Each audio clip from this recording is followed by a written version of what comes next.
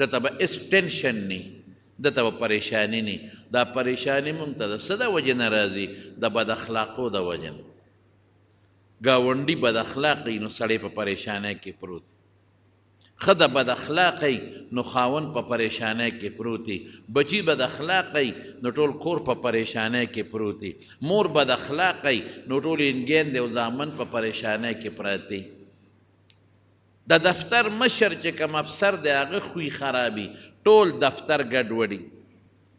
یو کلاس فور چې کوم پی ان وته مونږ وایو که د هغه خوی خرابي نو ټوله محکمه خرابه ده ښه خوی چې راغی بس د صحابو ته حضور پاک دقه بهترین خوی نه خولي او په هغې یې دی داسې برابر کړي چې په خدای قسم ټول صحابه یو بل سره لکه درونو په شان په زندګۍ کې پراتو نه د ښځو ټینشن و نه د بچو ټینشن و نه د استاذ ټینشن و نه د شاګرد ټینشن و هېڅ پریشاني نه وه خوشحاله خوشحالي به وه اوس خو مونږ له چې څوک راځي څوک وایي دعا راتاو که دعا وکړو او څوک وایي یاره دوا راتاو که پریشاني ده مونږ وایي زه بس ټیک ده خو چې تپوس دی وکړو څه پریشاني ده همدقه یي څوک د ښځې نه فریاد کوي څوک د زامنو نه فریاد کوي څوک د ګاونډي نه فریاد کوي او دکاندار د خپل نوکرانو نه فریاد کوي یاره څوک نوکر د نیک نه فریاد کوي زمیندار د مالک نه او مالک د زمیندار نه دا ټول ولې اخلاق ښه نشته بد اخلاقي روانه ده په خدای حضور پاک راغلی دنیا ته دی له دې دقه مقاصدو کې یو غټ مقصد دا دی چې خلکو ته خشته خوی وښیم ورشه د صحابو نقشې وګوره د اول نه اخره پورې نقشې وګوره اسپم نو هر څه به برابر او که معمولی بس اخوا دی خوا رالل نو حضور پاک ته به یې رجوع کړه پیغمبر مبارک به ورته په یو سیکنډ کې په یو منټ کې مسله ختمه کړه دوه صحابه په جومات کې ناست دي یو حضرت کعب دی یو عبدالله ابن ابي حضرت دی په جومات کې د یو کس په بل باندې قرض دی قرض کې سره په خبرو کې تیز شو خلک د یو بل نه قرض غواړي که په جومات کې هم قرض غوښتی شي سر خبرو کې تیز شو خبرې تیزې شوې حضور پاک د عایشې بي بي کوټه کې جومات ته نږدې وه دروازه هم جومات ته وه هغه دا اوازونه واورېدل پوه شو چې دا خو کعب د دې عبدالله نه خپله قرضه غواړي ابه یا ورته نیټه تې غواړي یا بسي یا بسي یا سي ګوره اوس دقسې راووت په دروازه کې وی ای کعبه نیمې ورته پرېږده ګوته یې ورته داسې کړه نیمې پرېږده هغه وی د الله رسوله نیم قرض مې ورته پرېښود بل ته وی ورشه هغه باقي نیمې وله ورکړه وی صاحب دا دې لاړم باقي نیمې ورکړې خبره ختم په یو منټ کې خبره خلاصه شي او فرمایي حضور پاک هم ستا په چا باندې قرضه ده نیټه را غواړي ورکه نیټه او که هغه سره ني نو پرېږده ورته یا ورته څه کمې کا خبره خلاصه شوه دته هم وایي چې قرض غواړې په ښه طریقه غواړه په کنځلو مه غواړه په جګړو مه غواړه په ښه طریقه لیکن هغه بل ته هم وایي چې تم په ښه طریقه ورکه ټال مټول مه کوه نن موږ چې قرض غواړو هم نو په کنځلو په سختۍ غواړو خو لا قرض غوښتل ګزاره کوي خو چې چاله دې ورکه واه واه واه بس د مور پی شو نن چې ورته دا دې وویله هلکه دا پیسې راکړله در به کم که نه او چې در نه راشي او غواړي ده نه نو خو دا ته بیا دا چینګه خوله ګوره خوله به درته کوپی کړي نو ښځه بچي نه نو نو قرضدارې به تنګی او ته مې وروره په چا مېړه نه خطه او تاله رالم ما سره لږ امداد وکړو دغه ټانټې خرڅومه او دغه ټانټې په سلو کسو خرڅوي او دا در کوم او دا در کوم او دا در کوم نو چې 1000 روپۍ ورکړې هغه نیټه راشي خلک ورته 2-3 ورځې هم ګوري ورشي هغه پیسې راکړه در به کم که نه هغه خوله لاړه بل شان شو شکل بدل شو چې بیا ورته وي مړه نو صدا خو 100 روپۍ ګوټې دي که نه په مخه دی غشتې ما خدایه پاکه پرون خو دې د خولې نه د الدین کاکا چراغ جوړ کړی ډیوره جوړه کړې وه نن خو د خولې نه د ګولډنګ سپي خوله جوړه کړه نن خو دې جګړه جوړه کړه ما سره هلکه نیمې مې درته پرېښودې ځه دا نیم بس کار وشو که خیر دا نیمې به کله راکې خو چې څنګه دغه نیمې خلاصه شو داسې به دا نورې نیمې هم خدای خلاصه کېږي قرض ورکول نشته بد اخلاقي شروع په هغې جګړه شروع چې ډزې پکې وشي په هغې ورشي پټۍ تې ونیسي ډزې پکې شروع شي په هغې ورشي موټر تې ونیسي جګړه جوړه شو په هغې کې تې زوی وتښتئ داسې هم پکې ډېر شوي دي رور تې وتښتئ برمته وتئ دا برمته کې جګړه جوړه شو ولې قرض مې ورکړی ځکه خو زموږ دا یو مقوله ده د عربیانو هغه څه وایي قرض مقراض المحبت مینه قینچي کوي وایي مینه ختمی ورکې به ښه او ورکوي قرضداري له بلکل ښه خبره چې ورکې خو چې قرضدار یم ته څنګه عمل کې په سنتو چې هغه هم بیا په سنتو عمل وکړي او خپل شی واپس کړي خدای نن ډېر زیات حالات خراب خصوصا په دې پراپرټو کې ځمکه در باندې خرڅه کړي هلکه دا مې در باندې دا راکړه دا ځمکه راله راکړه پیسې به کله راکړي په 1 کروڑ روپۍ پیسې 6 میاشتې پس دیم د 15 لکو په 1 کروڑ خرڅه کړي دا هم داسې د خدای دپاره نه کوي دته هم پتې چې شی د 15 لکو دی او 40 لکه ګټم شی د 1 لکو دی 10 لکه مفتو کې ګټم او 6 میاشتې به د نیټه شي که نه 6 میاشتې پس یو پسې ورشي پورې جرندی سړی بیا ني سړی څه شو یاره په هغه په یو قرضداري راځي خو پته نشته کړی وړی نن دلته شپه سبا په کشمیر کې بل او په کراچۍ کې یو ځای بل دی چې لټې نو په هغه د ده په شان د سوونو خلکو کورونه پورې بیا په جرګو پسې ګرځي یاره جي دغه زمانه خو ځمکه ورکړه هغه خو انتقاله خو یې را خرڅه کړې ده او دغه زمانه پیسې نیولې دا نن سبا پردو پیسو ته خلکو او په سودونو ګورې یاد ساتئ سودونه څنګه دي ګاډۍ والي د بل نه هلته پیسه پې پورې ده شوروم کې به ګاډۍ والي د بل نه په 100 لاکه روپۍ په نغدو به هم په هغه شوروم والا په 15 لکه خرڅ کړي په قرض یې په 100 واخېسته او په هغه شوروم والی په نغدو په 15 لکه خرڅ کړه 15 لکه پې د هغه پاتې شوې په قسم دی چې سود دی ده ګناه ده نشته نبوي اخلاق د پیغمبر تعلیمات نشته په دې عملو کې کمه خوره که نه پردې حق ولې په ځان پرېږدې قبر ته او قیامت ته پردې حق ولې وړې لږه وخوره که نه کمبخته موټر مه ګرځوه که نه په سایکل وګرځه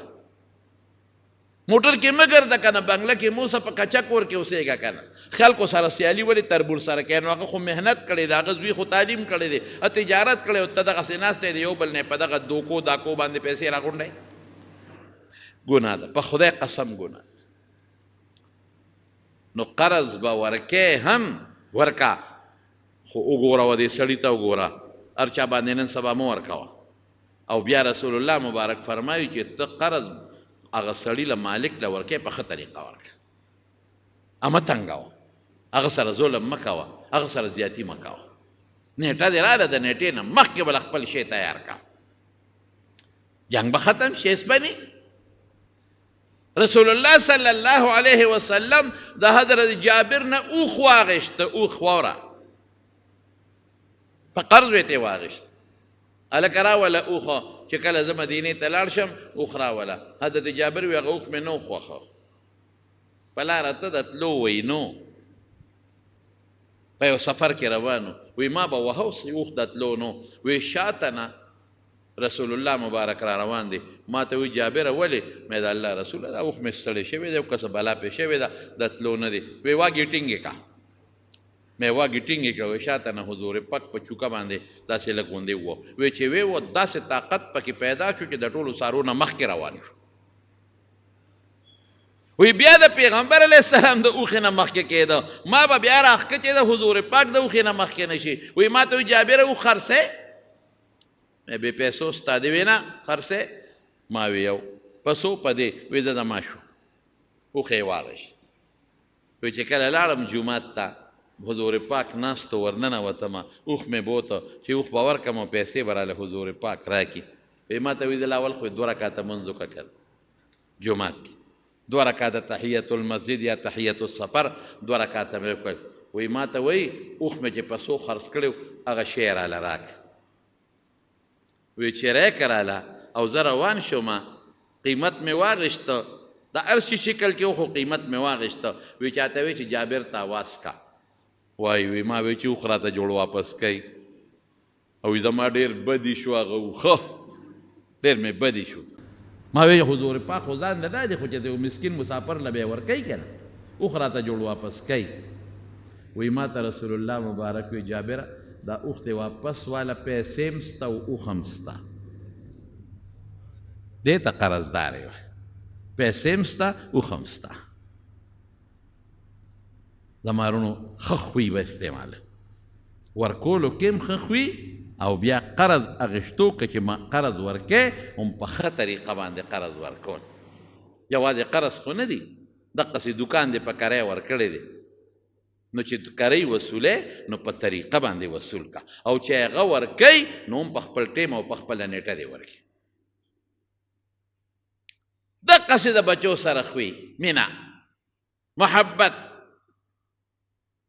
حضور پاک مبارک مونږ کوو داسې ماشوم راواغېسته او ماشوم یې ښکل که یو بانډیسې راغی وی د الله رسوله ده ما خو دومره بچي دي ما قبلت واحدا ما خو اوسه پورې یو هم نه دی ښکل کړی دا بانډیسیان لږ دړنه سخت دي رسول الله مبارک وفرما چې ستا دړنه خدای رحم ایستی دی نو زه خو یې پکې نشم اچولی دا خوله کې رحم راشي په ماشوم نو ماشوم ښکل کي حضرت حسن او حضرت حسین دین وسیو دواړه ماشومان را روانو جومات ته رالل او تیندکونه یې خوړل دغسې رسول الله مبارک په منبر ناست و تقریر یې کو دوی تیندکونه خوړل چاته یې ویلي هم شو کنه چې دا ماشومان راوچت کړي صحابو ته ویلي شو څه بده نه لیکن حضور پاک په خپله د منبر نه کوز شو دواړه ماشومان یې غېږ کې ونیول یو یې په د یو پتون کېښود او بل یې په د بل پتون کېښود ځان ته یې رانږدې کړل وی دا دواړه ماشومان مې ولیدل چې را روانو تیندکونه یې خوړل وی ټینګ نه شوم ورکوز شوم راوچت مې کړل څومره مینه د لور بچي د لور بچي څومره محبت او څومره مینه یې کړې دقسې مینه محبت د بچو سره د نوسو سره کوه نو قربانېږي به ده بچو سره ازادي مه کوه بچو ته کنزل مه کوه که ته ورته کنزل کې یو ځل دې وکړل دوباره دې وکړل بچو سره د ازادي شروع کړه نو بس بیا به دې په مخ لګي ګورې ښځې سره به داسې ازادي نه کې که ازادي دې ورسره وکړه قسم دې دا ښځه دې په مخ بیا لګي د اخلاقو زندگی تیره کا بس کافرانو سره صحابه روان دي په یو لاره باندې د یمن د یو قوم مشر و سمامه هغه روان دی عمرې له عمرې خو به د کافرانو هم کولې د جاهلیت په طریقه به یې کولې صحابه ونیوه ګرفتار یې هغه یې پېژنده چې د لوی قوم مشر دی ګرفتار یې کړو مسجد نبوي ته یې راوست تېری وس د جومات یو ستن و هغه پورې وتړو قیدي دی کافر دی رسول الله صلی الله علیه وسلم ته اطلاع شو چې سمامه د اسال زوی هغه مو نیولی صاحب روست یې د ستنې پورې م تړلی داسې هر سړی به یې نه نیوه خو چې چا به د مسلمانانو سره او صحابو سره ظلمونه کړي چا به زیاتي کړي نو چې دشمن ونوینې خو دغه لوبې به ورسره کې حضور پاک وله راغی ورته کېناسته ما عندک یا سمامه سمامه لکې د څه پراته دي څه سوچ دی څه خیال دی درې خبرې وکړئ وی د الله رسوله یوه خبره خدا ده په زړه کې مې دا سوچ دی چې ان تقتل که ته ما وجنې لکه ما به یا وجنې نو ګورې د وینې خاوند به مړ کې اونه که پرې کې بچي به راوباسي ما که مړ کې خو ختمه شوه نو وینه ولې تویې او دویم دا که ته ما وجنې نو ګورې د لوی وینې خاوند یم د قوم سردار میم وینه مې وړه نه ده ګورې تپوس پیدا نه کېږي دمکې غوندې شو او که چېرته مال غواړې په مال مې پرېږدې وایه څومره چې غواړې زما قوم به اوس په اطلاع وکړم مال به راشي ځکه ډېر خلک نن سبا نیسي د مال د پیسو دپاره وایه او که مې خیراتي پرېږدې مفتو کې نو دومره غټ احسان به حاصل کې دومره غټه ښېګړه به وکړې چې زما ټول قوم به د غلامان به مطلب دا دی چې ډېر لوی احسان به وکړې تنعم علی شاکر ډېر لوی شکریه به دی ادا کړم یوازې زه نه زما ټول قوم به دې شکریه ادا کړي حضور پاک اسم ونه وی سهار بیا راغی ثمامه څه دې خیال دی ګور هر شي کې د رسول الله مبارک حکمت دی حکمت یې دا و چې د صحابو د اخلاق وویني حکمت یې دا و چې موږ قرآن وایو دا قرآن وورو حکمت یې دا و چې دا معجزات راځي چې هغه معجزات هغه وویني حکمت یې دا و چې زما دین وویني چې دا دین رښتونی دی او که دا غلط دی ځکه جومات سنې پورې تړلی شوی دی ډېرو ډېر دعوتونه مو ورکړي د لږ دعوت ته نه ورکړي سبا بیا ترې تپوس کوي ثمامه ما عندکه څه دي څه دې خیال دی هغه ورته وایي هغه پرونی درې خبرې په درېیمه ورځ بیا رسول الله مبارک راغی وی ثمامه څه دې خیال دی زړه کې دې څه پراته دي وی صاحب چې هغه درې مې کړي دي مقه دي که احسان کې نو ډېر لوی شکر ګزار به دې شم زه څه کوې چې زما قوم به دې شکریه ادا کړي شاکر عظیمه طالبان پې پوهېږي تنوین وي د تعظیم او که پیسې غواړې څومره غواړې د ترازي او که مې وجنې نو بس صاحب وینه به تویې کړې نو بدل بدن اخیستې شي نو لویه وینه ده حضور پاک صحابو ته وی اطلقوا ثمامه پرېږدې ځه خیراتي مې پرېښود او دلته کې وجل یم شو چې راشه دا به مړ کړمه نور سرداران به ویریږي او زما صحابو ته بیا غږ نه کوي مال یې ترې اخیستی شو لکه د بدر د قیدیانو نه چې فدیه اخیستله اما منن بعد و اما فدان قرآن شریف کې الله فرمایي پیسې به هغې دونه راوړه دومره پیسې موږ به ځان له جهاد له تورې والو لیکن حضور پاک دلته کې څه کوي وی ځه خوشې کې مفتو کې معاف کړه دشمن دی ګورې د قوم سردار دی په ګوتو ورغلی دی او پرېښود دې ته اخلاق نبوي وایي ته به دشمن پرېږدې خوشې بیا کوي چې لاس له دې راشي نه خو چې څنګه یې پرېښوده د جومات نه بار ووته نو نږدې یو باغ و د کجورو هغې کې چینه و هلته لاړ هلته یې ولمبل ځان یې صفا کړ او بیا د هغې نه پس جومات ته واپس راغی او د رسول الله مبارک مخکې کېناست او ګونټې ماتې کړې وایي د الله رسول ایمان راته ښایه مسلمان شو دا د پیغمبر د خوی اثر ښه اخلاقو که چې کم کمال دی په خدای که دا بل شي کې شته بس مسلمان شو او بیا ورته څه وایي وایي د الله رسوله وی قسم دی چې د دې نه مخکې ستا د مخ نه مې بل مخ زیات بدي نه شو ستا مخ مې ډېر بدي شو نن ستا د مخ نه محبوب مخ ماته بل نشته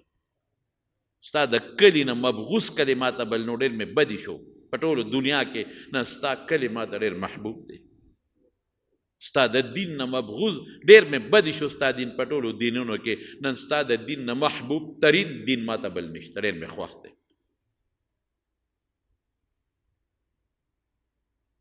الله رسول زه خو عمرې ته تلم ستا ملګرو ونیوم څه وکړم ویې لاړ شه وکړه عمره د اسلام په طریقه چلې وته خو عمرې له لاړ چې هلته لاړ د مکې مشرکانو ته پته لګېدلې وه چې ثمامه د قوم سردار مسلمان دی ټول قوم به اوس مسلمان کېږي چې هلته څنګه لاړ او طواف یې کو کافران پرې رالل ورته یې ویې لاړې بېدینه شوې پلار نیکه دین دې پرېښوده وی نه بېدینه نه یم د رسول الله مبارک سره مې په یو لاس باندې ایمان او اسلام قبول کړی دی دین مې قبول کړی دی ښه دین او ګورې پام کوې ګوتې راوډړې ځکه مکې ته به د د علاقې نه غله راتله غنم وربشې روجې دا به د در علاقې نه راتلل وی پام کوې اوس به وي تاسو له غله اهله راځي چې رسول الله مبارک وایي چې لیږه که هغه ووایي راځي به که هغه ووایي نه یو دانه به هم درته نه راځي فورا تابعدار شو د حضور پاک او بیا چې کلي ته لاړ ټول قوم خدای مسلمانان کړل نه ولا رسول الله مبارک بخاري کې کتابونو کې شته دعوت نه دی ورکړی چې مسلمان شي دی ورته نه وایي چې کلمې شهادت ووایه دی ورته نه وایي چې دوزخ ته به ځې دی ورته نه وایي چې مسلمان چې جنت ته به ځې په څه مسلمان شو د حضور پاک او د صحابو په اخلاق ښه خوی استعمال کړه هر څه به ټیک ټاک نن موږ بد اخلاقه یو ایو کافر چا مسلمان که په مینتونو چې مسلمان شو او واپس را روانو وی راځه مانځله جومات ته ځو چې جومات ته راتل وی سپلی وباسه ویې ویستې وی دا ځان سره ونیسه مخکې ځو وی دا ولې عبادت خانه خو مقدس شی دی مونږ خو خپل عبادت خانې ته سپلی نه داخلولی او تاسو وی دا دلته خلک پټوي وی څوک دلته کافر شته نه نه دا د مونږ مسلمانانو کې بعضې خلک هغوی سپلی پټوي او سپلی واپس پورته واچولو د اسلام مې نرې پکار چې خلکو را په جومات کې د خدای په کور کې سپلی پټېږي وایه پټېږي که نه پټېږي د خدای کور دا زمونږ بد اخلاقي ده مونږ جومات ته جرنده وو دا جرنده جومات ته ولې وایي چې څوک ته لوډ سپیکر پټ نه کړي ورشه نن د جومات نه سولر یې پټېږي ورشه د جومات نه نن د سولر هغه مشین پټېږي ورشه د جومات نه نن لوډ سپیکر پټېږي ورشه د جومات ته نن جانماز پټېږي دا جانماز چې هغه خرڅی رښتیا ووایې غل چې دا خرڅی خلکو ته پته چې دا غل دی او که نه دی وایې ټوله دنیا ته پته دا غشتل حرام دی په څلور مذهبه ګناه ده چې تا ته پته ده چې دا غل دی او تا ته پته ده چې د سلو شی په اتیا او په پنځوس خرڅی تا ته پته ده دا نشی دی چې یو دی نه به یې را پټ کړي یا جومات نه یا د کور یا د بل چا نه نو پردې ملک خرڅولی نشي در سره دا خو پردې جانماز دی دا خو پردې سولر دی دا خو پردې شیشه ده او دی یې خرڅوي تا ته ښه یعنې هر سړي ته پته ده چې دا د غلا مال دی چې څوک یې تیلي هغه ته ښه پته ده ماشومان نه دي چې دا د غلا مال دی دا سړی غل دی پته ورته لګي او دا سړی غلم دی او دا شی په دونه کم قیمت خرڅوي دا د غلا دی نو دا غلا مال شو نو پردې مال خرڅي نه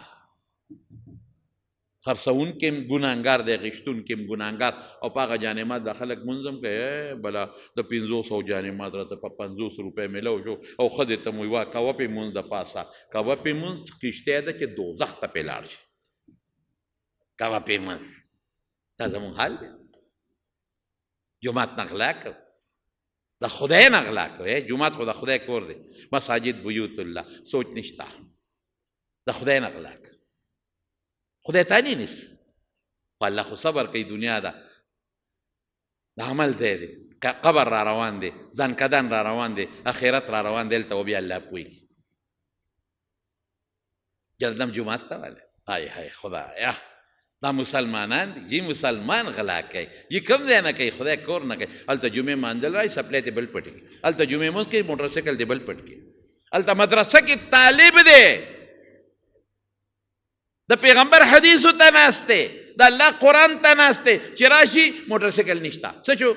چا بوتلی هلکه هندو که سیکو که انګریزو که یهودي و څوک مسلمان دا پیسې به دې وړي او ماشومانو بچو له به پرې ډوډۍ خوري د ده به دا تېرېږي څنګه چې د یو غریب مسکین طالب دا څه یو ملا نه خبره د خولې نه وتې ده ما نه به د خولې نه یو خبره اوتي زه به پرې نه یم پوه شوی ځه غلطه به مې کړې ځه نه یم پوه شوی مثال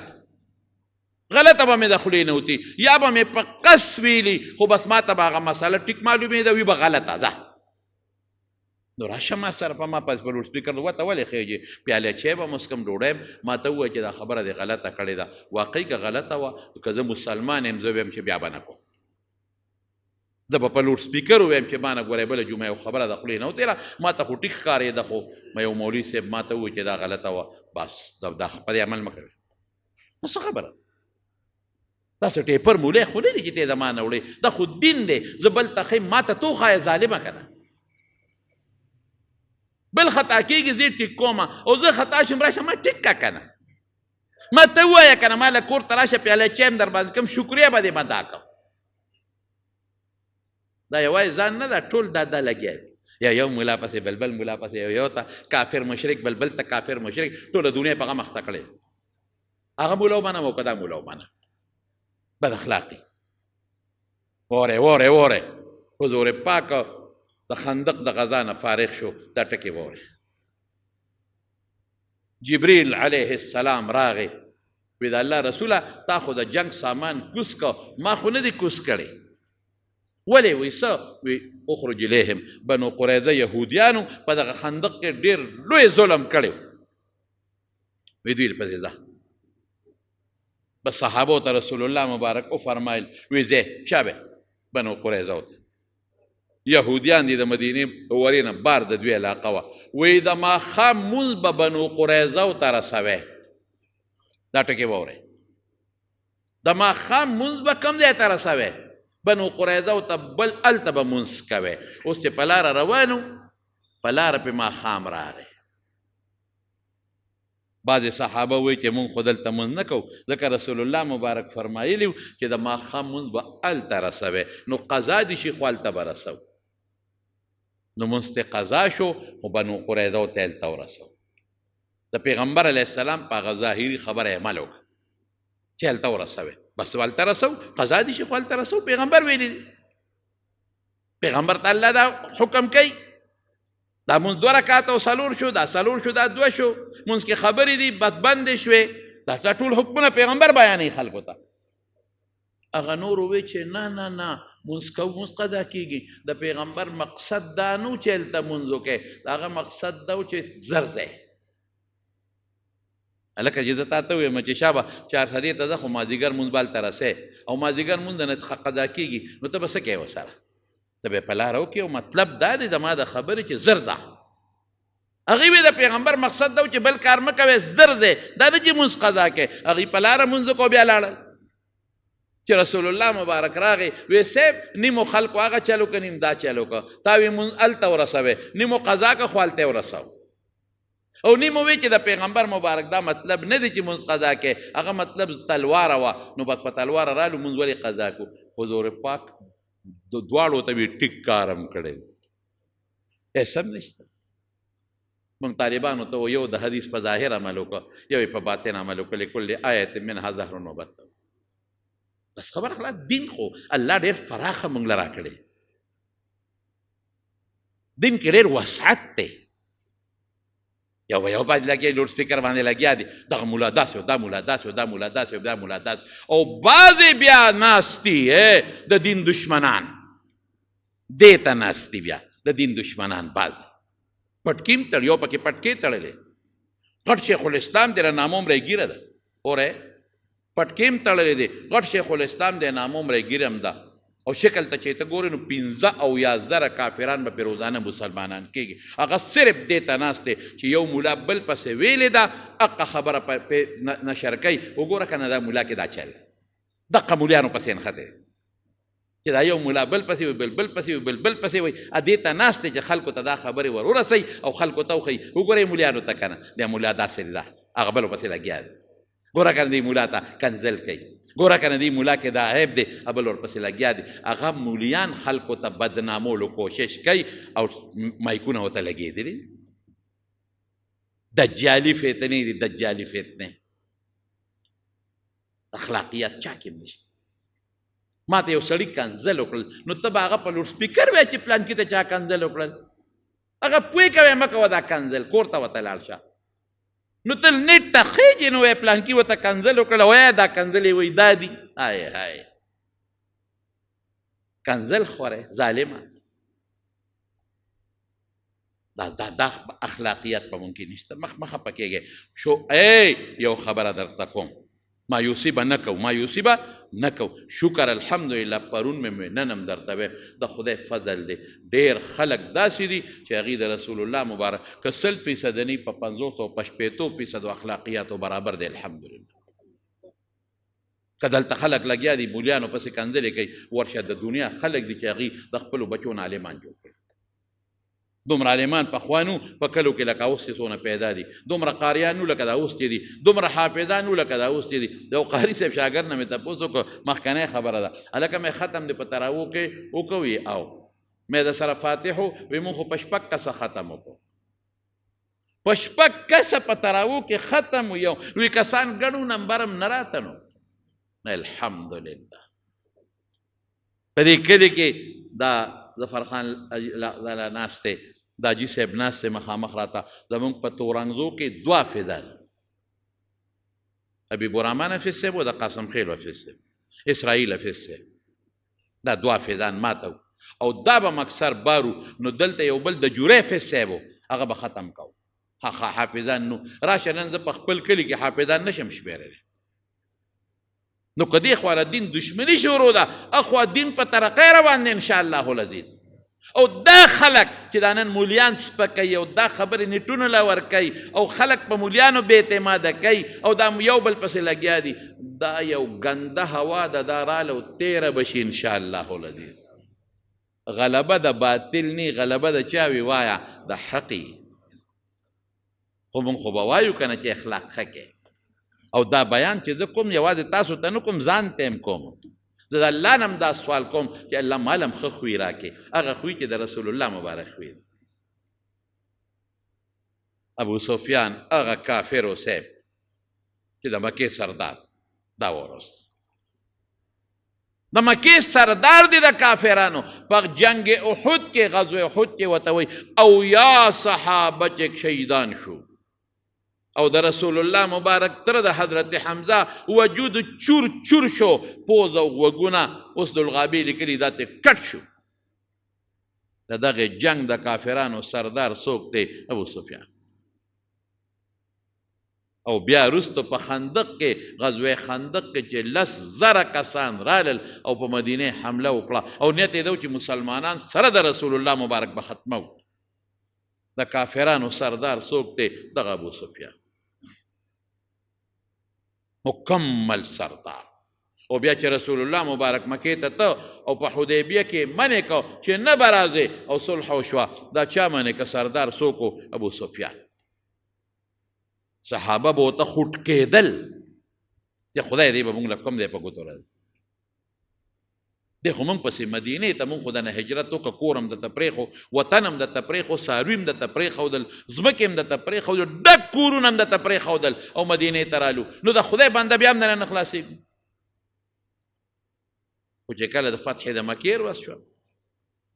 رسول الله مبارک روان شو، 10,000 لښکر د مسلمانانو دی او مکې ته نږدې شو. نو هغوی ته اطلاع ورسېدله چې مسلمانان روان دي په مکه حمله کوي. ګروته چې ګوره معلومات اخلو چې واقعي دا خبره رښتیا ده، مسلمانان په مکه چړی کوي، حمله کوي، او که دروغه ده. چې رالل یو ځای کې روان دي، ګوري یو ځای کې اور بلیږي، لوګي دي. یو بل ته ویل که دا اورونه بلیږي، لوګي دي، داسې دی لکه د عرفې میدان. عرفه کې ډېر خلک په میدان کې باغه زمانه کې را یو ځای شو، غرمه میدان له ډوډۍ پخوله، لوګي به. هغه ورته وی چې نه، دا ډېر زیات لوګي دي، دا څنګه به؟ یاره وایي دا پلانکي خلکو دغلته پلانکي کلی دی، هغوی تنوره جوړې دي، بنو عمر. ورته وی هغه لږ دي، دا ورونه ډېر دي. دا دقه د صحابو دمه کړې وه او ځان له خوراک مارا پخلی کو، نو لوګي ختل. په دې سوچ کې چې د رسول الله مبارک څوکیداران صحابه وو، هغوی ولیدل او فورا ورپسې رالل او ګرفتار یې کړل او د مټې ونیول. نبي علیه السلام دی 3 واړه روان کړل. اوس ته به څه وایې، زه به څه وایم. هر سړی به وایي چې ارمان دا دی چې اوس حقه چل ورسره وکړي کوم چې دوی حضرت حمزه سره کړی. د دشمنان سرداران دي 3 واړه. او یې حضرت عمر کې هم دقه جذبه و رضی الله عنه چې هغه ولیدل، بس اسې ورپسې اوس غلو. مطلب یې دا و چې د رسول الله مبارک خوی مونږ ته معلوم دی که هغه له ورسېدل ماپ کېږي، چې په لاره یې چپه کړم، په لاره یې بېغمه کړم. او دوی فورا په دین په منډه روان دي چې عمر راپسې را روان دی. هغوی ته خو د عمر خوی معلوم و. په دقه دی چې حضور پاک ته دوی 3 واړه ورسېدل او حضرت عمر ورپسې ورسېد. وی د الله رسول زما دې تورې ته یې پرېږده، مونږ له خو دې پړه پولې ودرولې. وی نه عمره کښېنه. الله دغه 3 واړه سرداران د مکې چې حضور پاک له څومره صحابه شهیدان کړي، څومره جنګونه کړي، د 2 جهانو سردار مکمل معاف کړل. او بیا ورته حضرت عباس وی صاحب ابو سفیان له لږ عزت ورکړه که نه، د دې مکې سردار دی. وی خره د عزت دی چې د کور ته څوک دننه شو هغه ته امان. او وی صاحب زما کور کې هوټل د مکې خلک نه راځي. وی ښه چې څوک جومات ته رالل حرم ته هم په امن. وی جومات هم راکوټې ټول پکې نه راځي. وی ښه چې چا ځان پسې کو دروازه بنده کړو توره یې مونږ پسې راونه ویسته هغه ته هم امن. ځه ابو سفیان څه وی؟ وی هغه وخت مې ظاهر کې کلمه وی، مسلمان شوم ظاهر کې، خو پړه کې مې ایمان نو. وروستو په زړه کې ایمان مضبوط شو. راغی مکې ته چې څنګه راغی وی الک خلکا ما دله یو ښه خبر راوړی دی یا خپلو کورونو ته دننه شئ دروازې بندې کړئ په امن یا زما کور ته راځئ په امن یا جومات ته راځئ په امن ښځه یې وهنده د عتبه لور وه د لوی سردار وه ډېره لور وه او هغه ښځه وه چې په احد کې د شهیدانو ته ګډېده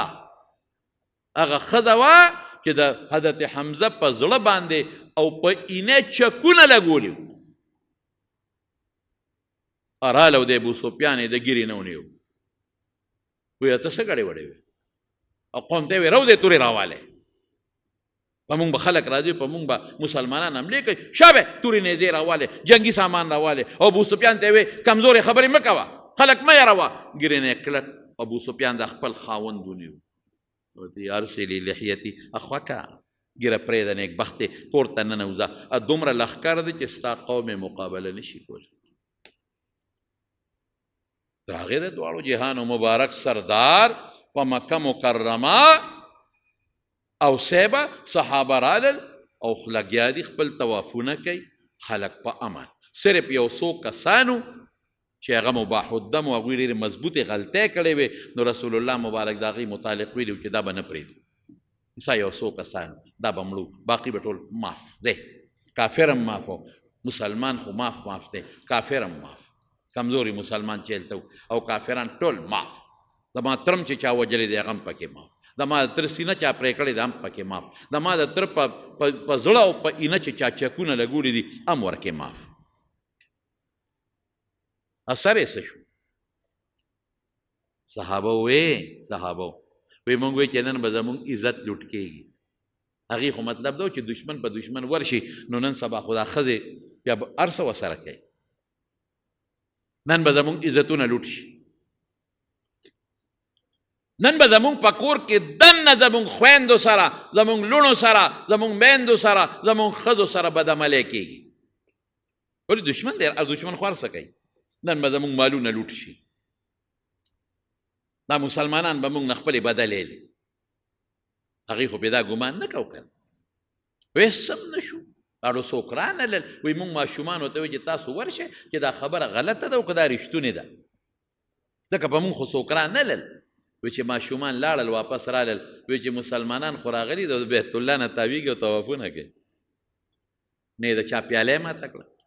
نه یې د چا جام پټ کړه نه د چا د ښځې عزت واغېست نه د چا د لور عزت واغېسته نه څوک وینځه کړه او نه څوک غلامه کړه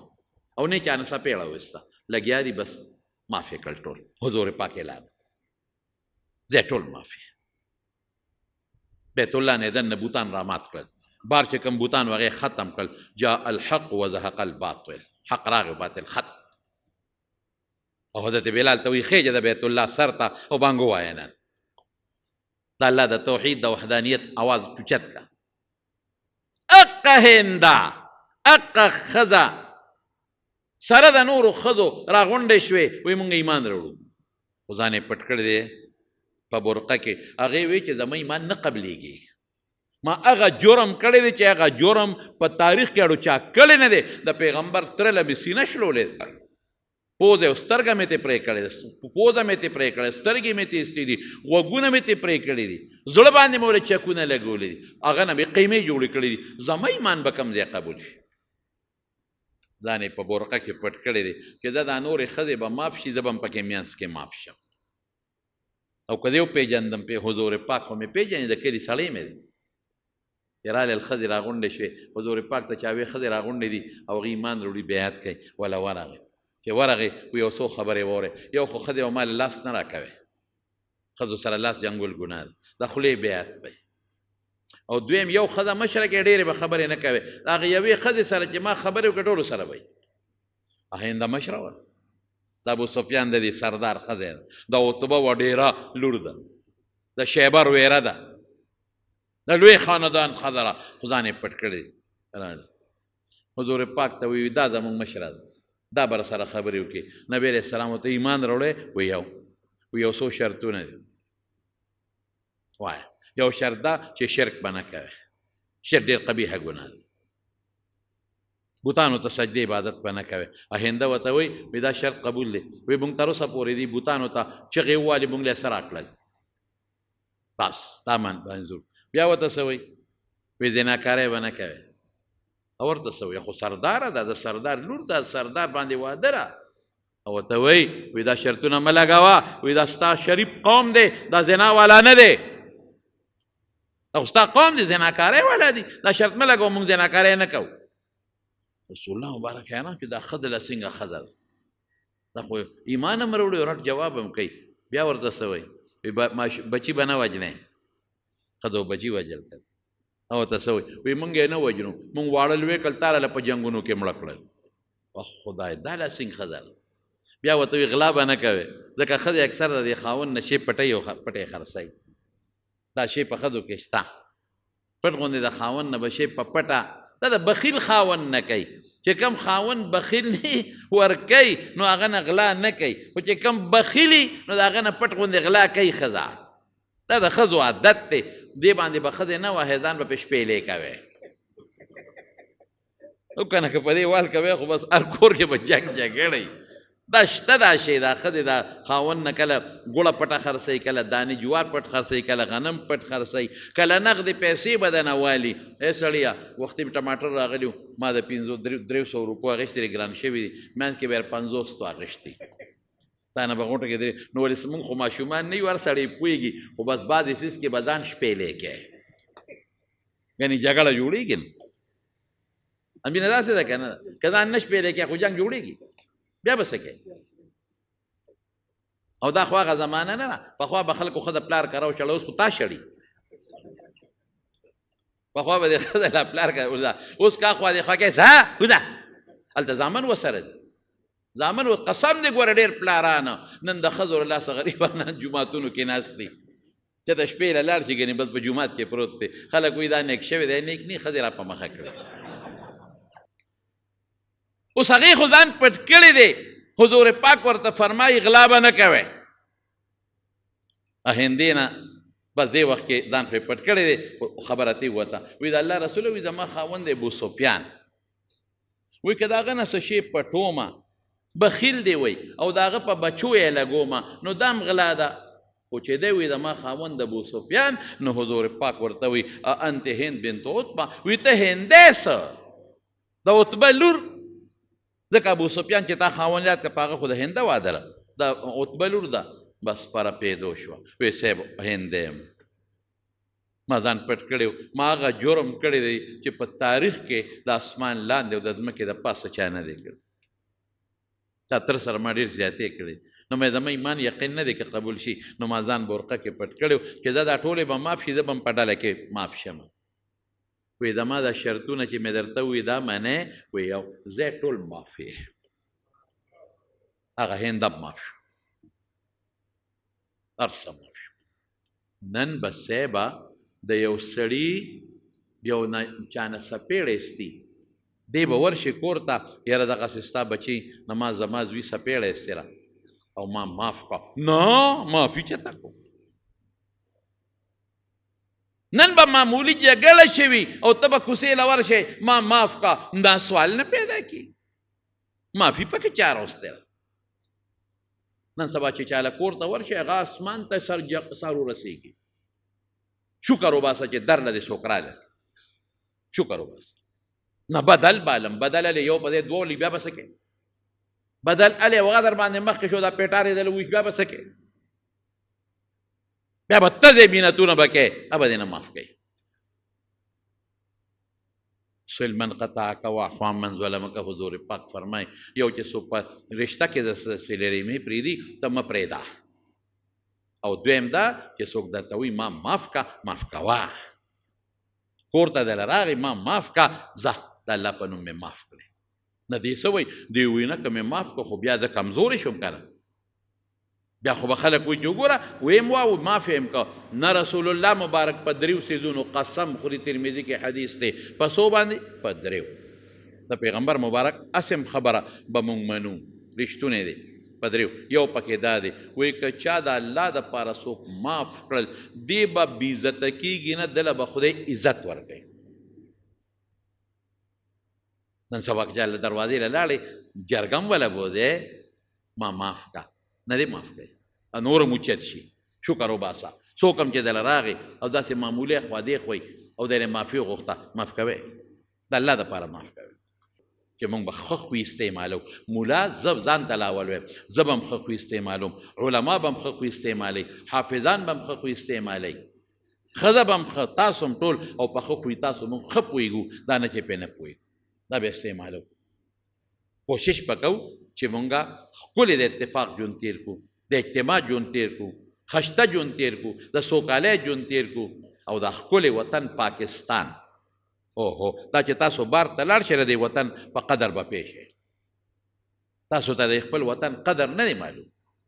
زه خو تل په دنیا ګرځېدلی یم په خدای یقین وکړه چې په اسلامي ملکونو کې وګرځې اسلامي ملکونو کې نو تاله به بیا د دې پاکستان قدر راشي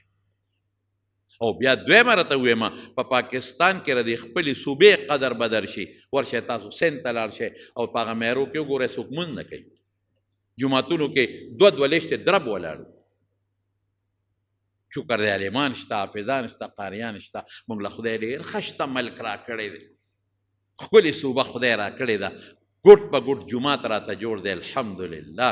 ګوټ په ګوټ جامع مسجد جوړ دی هر قوم کې یو عالم حافظ شته دین درته ښیي د خدای شکر ادا کوي مدرسې شته ماشوم به ورتلی شي پکې داخل کا لله فی الله ورته سبق ښیي قرآن ورته ښیي هر جومات کې د قرآن درس شروع دی شکر نو باسئ تبلیغ والا د ته په کوڅو کې پیسه خرچه خپله کوي بسترو په اوږو په کوڅو کې درپسې ګرځي او مونځ او دس او دا څیزونه درته ښیي شکر نو باسئ موږ به د خدای شکر ادا کوو ټول به وایي الحمدلله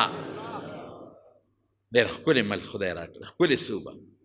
ښکلي مسلمانان الحمدلله زموږ جوماتونه په مسلمانۍ ډک دي د الله پاک فضل